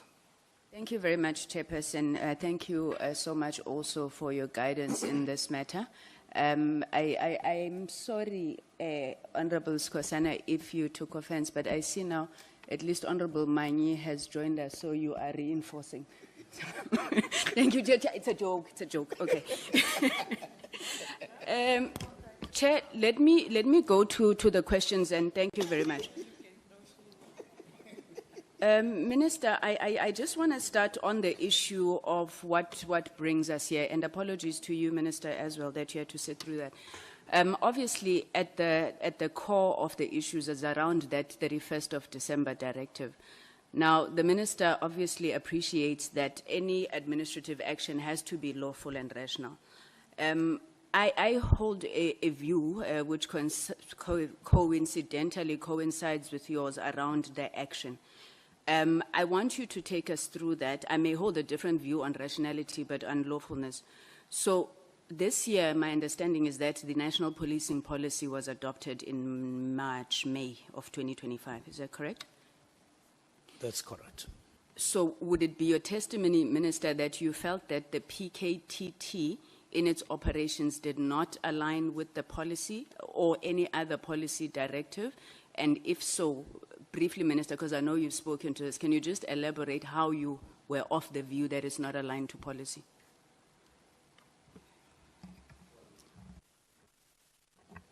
Well, it is more non-alignment with PFMA than any other law, in the sense that more and more I felt that when all the information was before me, I felt that we may have made an error allowing the National Political Killing Stars team to operate without extensions that had been done as a procedure or process before. And then it became one of the factors. And then the other factors that I've been alluding to here added as well. So it's on the basis of that it was then a policy directive? Exactly. It exactly arose in that context, that I could do it. Minister, you've been a minister since, if I'm not mistaken, July or August of last year. Were these the first directives that you gave to the National Commissioner? Not necessarily, but in that form, yes. Mm-hmm. What would have been the nature of either other directives or any other directives you would be aware of that a Minister of Police would have given to the National Commissioner would be in the space that you were directing on? The other directives that arose in the context of discussions after we got appointed under the broad umbrella of orientation, which I said got elevated to discussions, got elevated to also decisions that were taken along the lines. I would make one example, that of removing from the structure the unit called Police Inspectorate. It was during that discussion, those discussions on the organizational structure, that the matter arose. And we said, no, after we asked questions and all of that, and we said, no, go and review this with a view to removing it from the organizational structure. In my view, that was a directive, but it arose in that context. This one arose in a different context, as I have outlined before. So, Minister, that directive then, which Chair, for me... Apologies, Honourable Sangwan. I think the voice of the minister is too romantic this time. Sometimes we struggle to hear him. If he can come closer to the mic. It's too romantic. It's that romance that you have been preaching here in the House, Chair. Thank you. The Chair started it. So Minister, No. What I said was plutonic. That directive, Minister, sounds to me very much like this directive. So you are speaking to issues of a structure being removed, the police inspectorate. You did not get as much backlash as you did on this one. Is that correct? I didn't, and that's correct. Okay. No, thank you, Minister. I want to move on then to... Okay, I want to go to the IMC, but before I go to the IMC, you indicated in your testimony that you received a handover report from Minister Ele. I just want to find out, did that handover report from Minister Ele say anything on the PKTT? Not as I read it. What was there, though, was a reference to committees in which the minister in that term, the last term, or the term before, was serving. Any other leadership position that the minister had been playing, that is what was reflected, not necessarily the National Political Killing Stars team per se in any form. Did he maybe give any reason at any point why he did not shut down the unit himself? I mean, it was a 2019 implementation plan. Did Minister Ele at any point, whether it was during the orientation or any point, indicate why he did not shut down that unit? Not really. We didn't delve into that matter. Okay. Now, Minister, this is where I disagree with you, and it's on the IMC.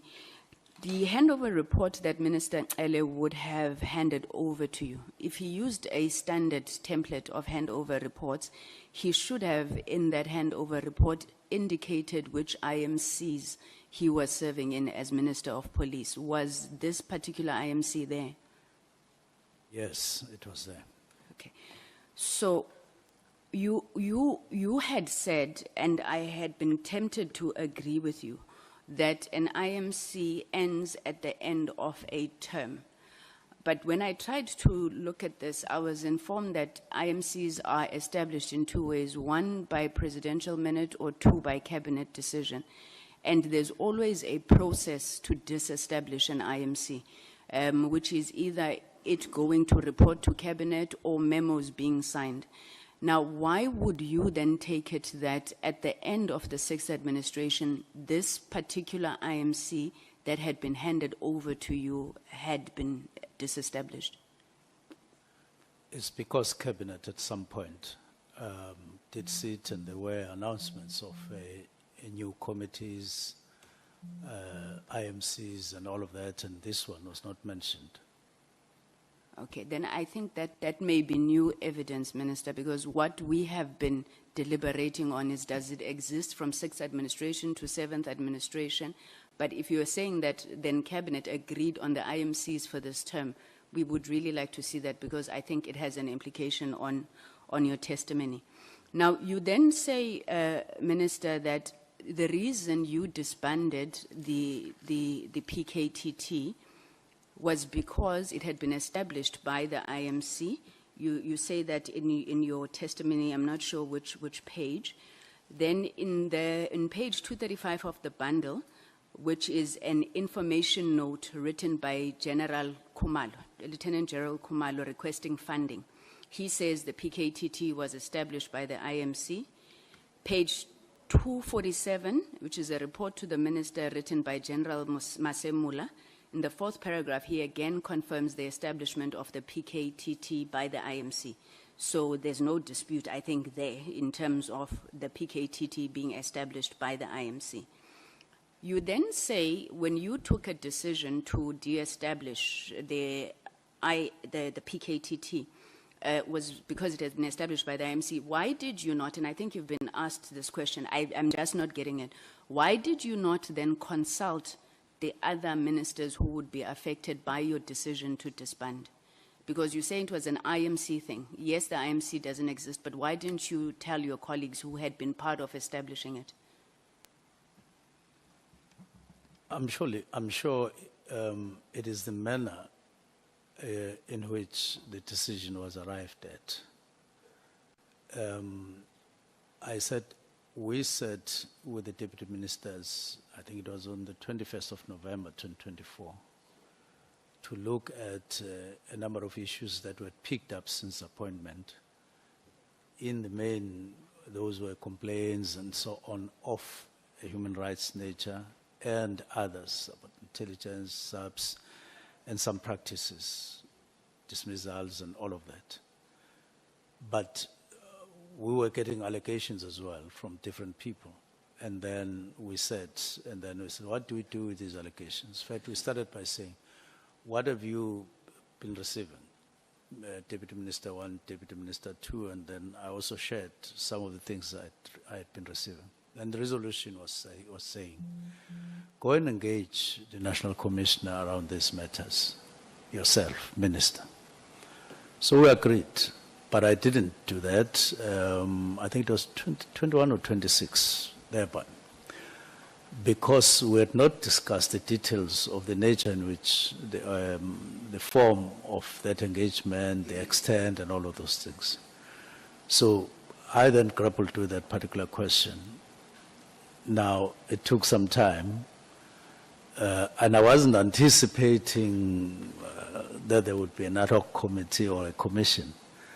I was just grappling on my own to say, how do I meaningfully engage the National Commissioner, not just engage for the sake of engaging, engage for the sake of taking meaningful decisions that will take us further and out of what we were discussing, what we seemingly were in. Now, it went on and on because we were busy and with other things, and I wasn't that quick in taking that decision. It was only after I settled at break around the 29th and so on. Then I went home to sit, knowing I'm not getting up to some business, and then the other day, and then things started sinking properly and shaping up properly. And then on the 31st I wrote. Now, I may have been concentrating on what I needed to do as a minister appointed, and then that issue of consulting other ministers, even though there was no IMC, didn't arise.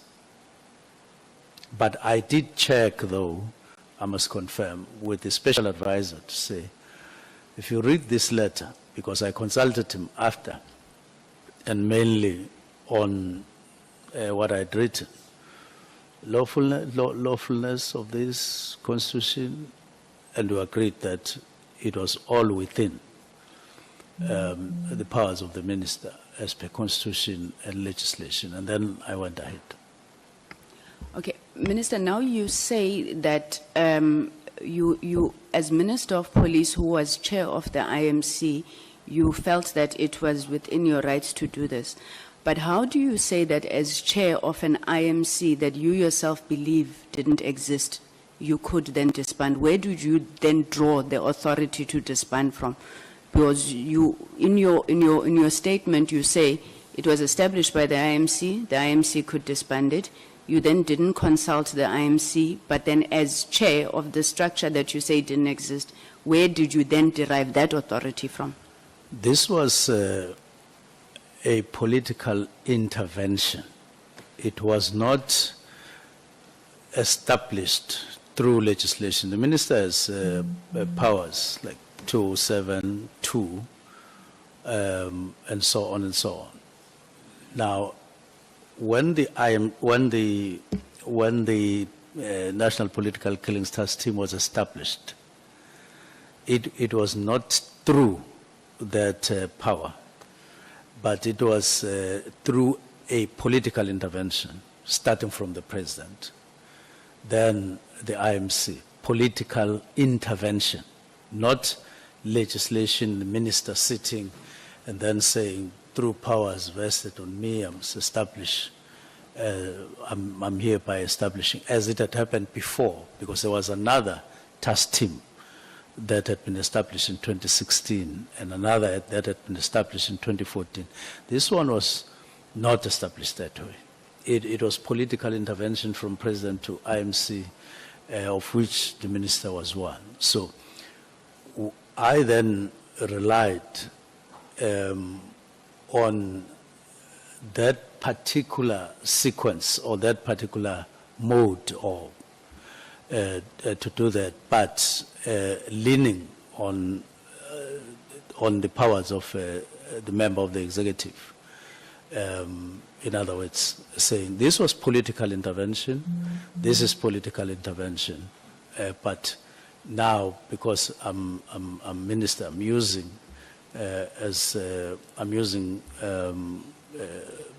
those that framework as minister to do what I did.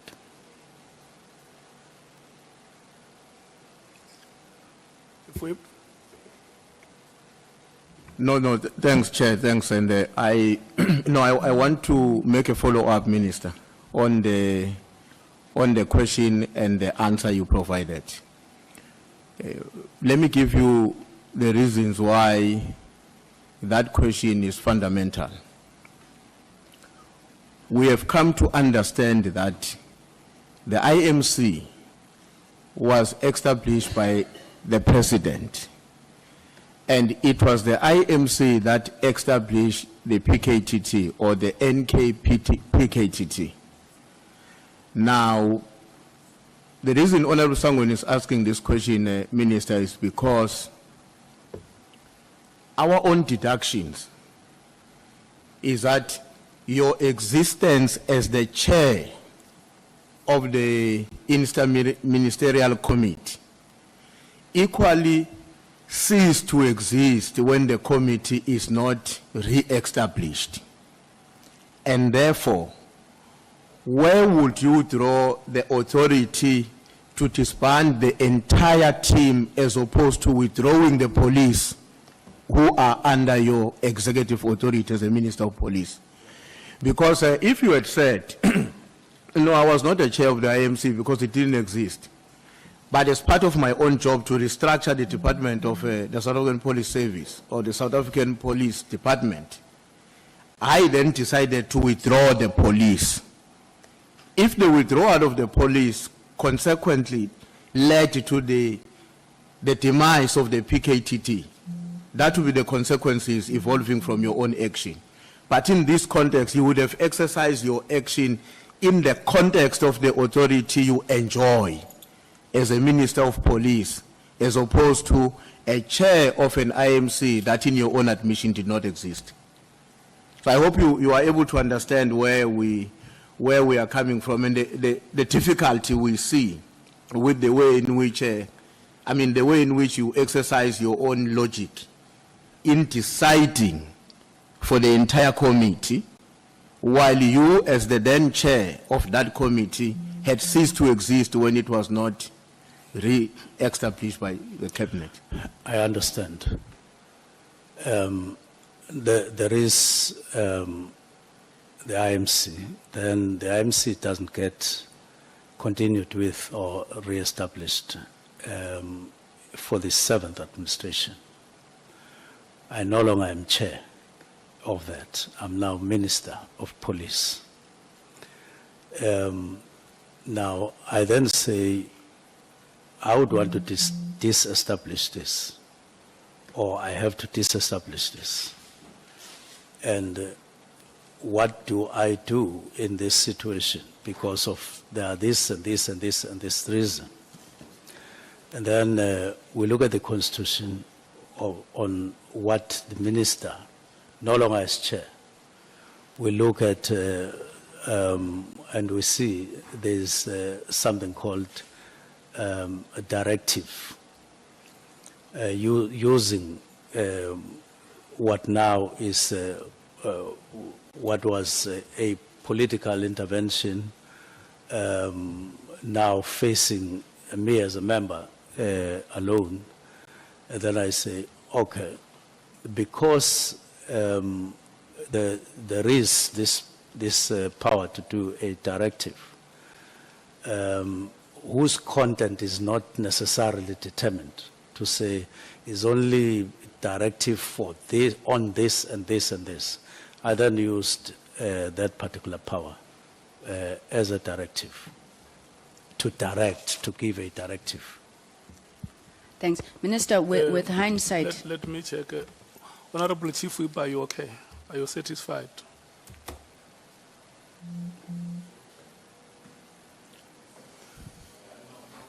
Just a minor follow-up. I understand. Let's do this. It will just hold, Honorable Sangweni. The clock has stopped. Okay. It will be the Chief Whip, Honorable Malema, and Honorable Ngola. Honorable Minister, the microphone is on your right cheek. If you please make sure that it faces straight to your mouth.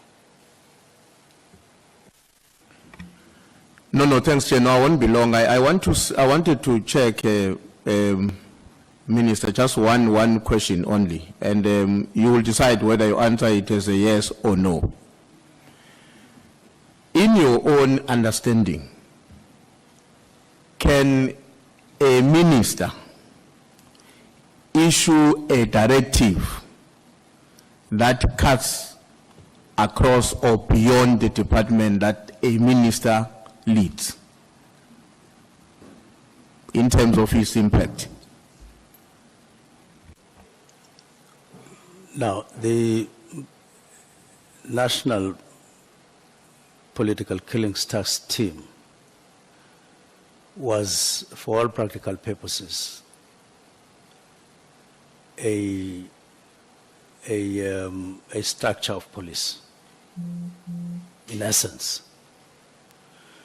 But then, because of the needs for interdisciplinary and all of that approach, you then draw other relevant to then assist at officials level now, that's what you're remaining with, who are playing specific roles there. Now, in my view, because this is housed in South African Police Service, I could do that. The resources that were being used there were not basically from subs. There may have been other resources used by, for instance, NPA and by others in their roles as they do there, but not as is the case or would be the case in subs, because as subs, you will have to get members from all over. As subs, you would hire accommodation, you would provide cars, you provide all of those things. So it was different from subs. And it did have an impact in terms of how you use resources and so on, far, far more than those other departments would have been consulted once you have taken a decision to say, look, we have come across this and deriving from history and all of that. And so my answer to your question is yes, in this instance. Okay, Honorable Malim. No, thanks, Chair. Minister, the NPKTT was established in 2018. Which administration is that one, of 2018? It's the fifth administration. And then it continued after the elections of 2019. Yes. Which takes away the argument that you said they get dissolved automatically once a new administration comes in. It doesn't necessarily. I haven't checked whether the interministerial committee that had been established in 2018 did get confirmed or endorsed or continued with in 2019. I suppose it happened. No, Minister, me and you sitting here, and all of us, we know the interministerial committee that was established and came into effect, the NPKTT, July 2018. Yes. After that, there's never been any other announcement of re-establishment or anything of that sort. That committee, as it was established, it went on into the 7th administration. Yes. And now you're moving away from your argument, which you said earlier, a new administration automatically dissolves the IMC. No, I'm not saying so. In Cabinet, there could have been a meeting where, at the beginning of 2019, that particular IMC was endorsed. It doesn't mean that each time Cabinet establishes its committees, it will go public and so on, especially if it was endorsed. I would need to check those facts. So I'm happy that Honorable Sangoni says that's a new evidence that you are presenting to us, because all along we lived under the impression that when a new administration comes in, it's automatic. But then you go on to make another commitment, which I don't think is permissible. Honorable Sangoni says, you say the cabinet might have established certain committees and all of that, and then we'll have to share. Says, no, you must come and share that with us because it's a new thing. But sitting here, I don't think you can just share the minutes of the cabinet, because you are going to commit to bringing the minutes of the cabinet here, which shows that certain committees were established except this one, and then you are going to come back and say, no, it is not permissible to take out the minutes of the cabinet. Are you sure you will bring us the minutes of the cabinet? Subject to whatever condition, like you are talking about. So we'll never know, because if you are denied that, then it's clear we'll never know. Then we are left with one information which is at our disposal. It was established, it came into effect July 2018, and then only got dissolved by yourself, because that's the only evidence and information we have. Apart from what you are saying now as a new evidence, we'll have to rely on what we have. Thanks, Chair. Do you have any comment, Minister? No. Okay. Honorable Ngola. Covered by the follow-up of the Chief Whip and the sentiments by Honorable Malema. Thanks. You proceed, Honorable Sangoni. Thank you. Thank you very much, Chairperson. Minister, I'm sure you're going to hate the word immediately after this session, and I will totally understand you. But in your letter, you said you didn't mean immediately because you asked for a preliminary report by the 20th of January. And you are using that as evidence to demonstrate that you didn't mean immediately. But then the second sentence, or the sentence after immediately, says the final and closing report must be submitted to the Minister late January. Now, if your preliminary report is on the 20th of January and your final and closing report is late January, that's less than 10 days, 11 days. How can that not be immediate?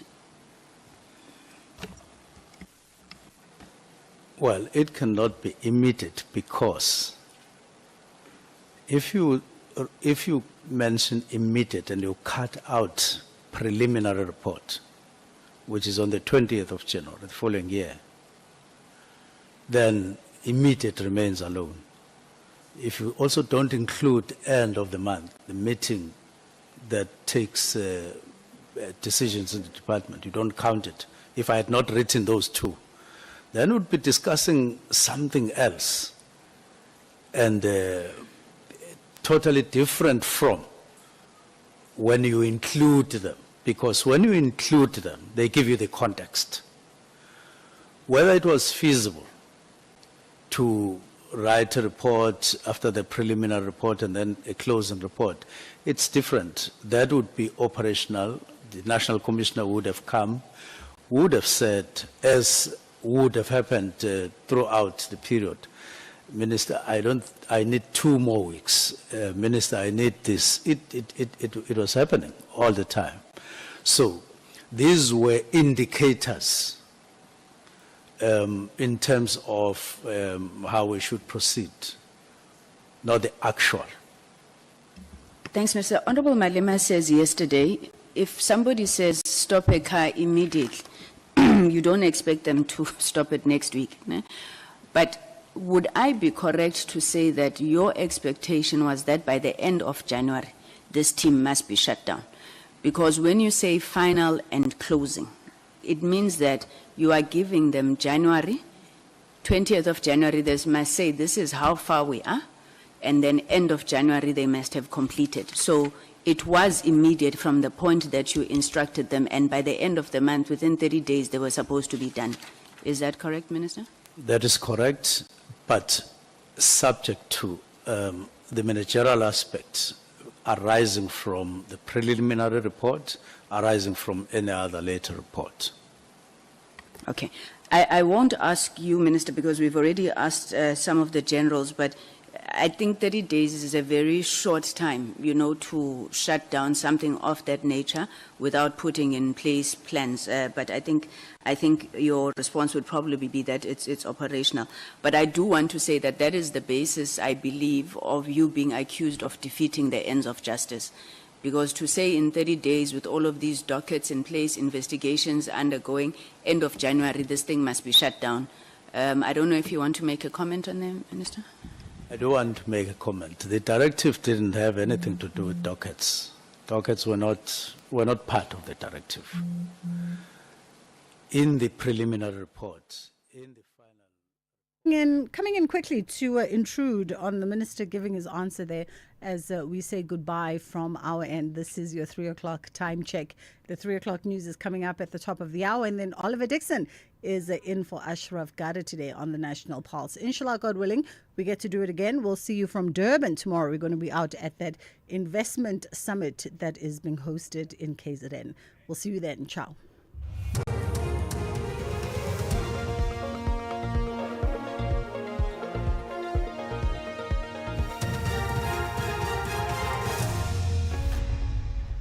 Thank you, Bridget. Your top stories at this hour. Witness says Swart's murder case was a mistaken identity, and Cuban men deported to Eswatini on hunger strike. Good afternoon. I am Chanduko Ligege. Witness B told the Madlanga Commission the Vereeniging engineer Armand Swart was not the intended target when he was assassinated. She says the Swart's murder was a case of mistaken identity. Swart was shot 23 times while sitting in his vehicle outside the company's premises in April 2024. Witness